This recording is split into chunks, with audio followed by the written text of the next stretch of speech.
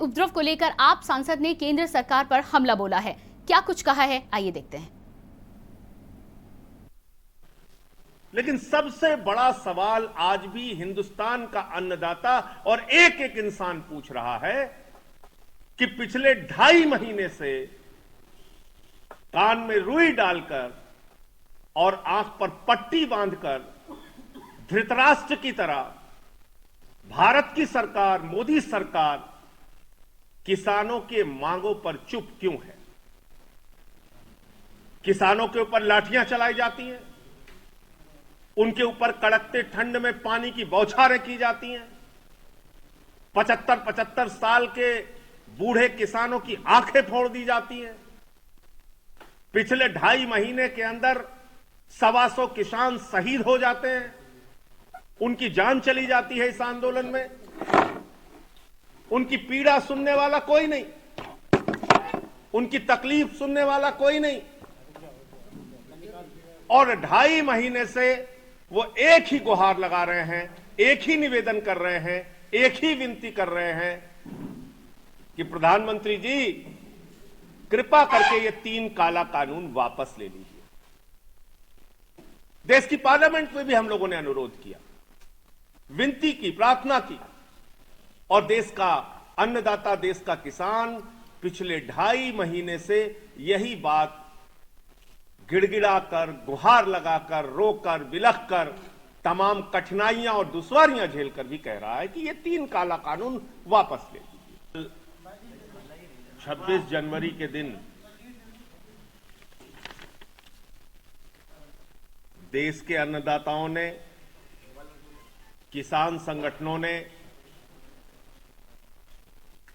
दिल्ली के अंदर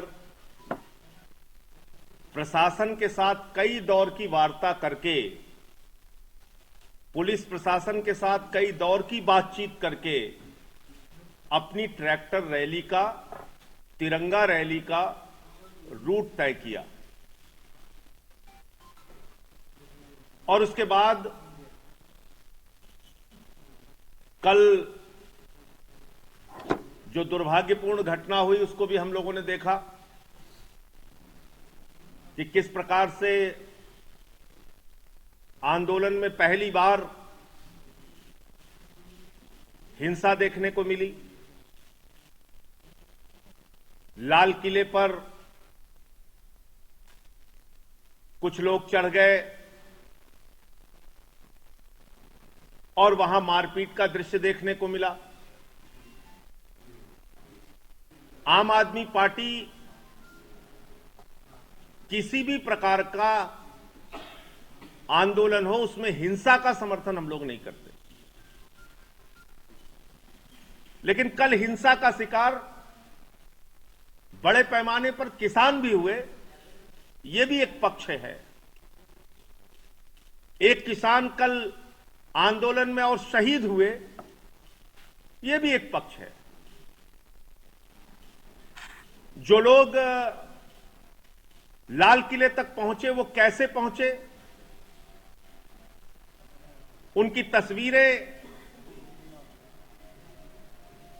देश के प्रधानमंत्री के साथ हैं। आंदोलन में हैं तो उनको कहां से, किससे संरक्षण प्राप्त है?